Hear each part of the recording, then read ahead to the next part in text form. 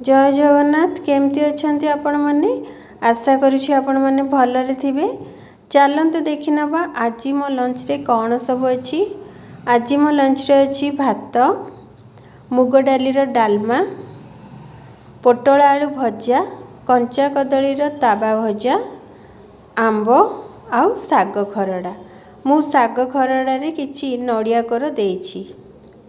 जदि आज आपण मानकु मोर लंच थाली पसंद आसथिबो ताहेले वीडियो को बेसी ठू बेसी लाइक शेयर आउ सब्सक्राइब करने को जमारू भूलिबेनी।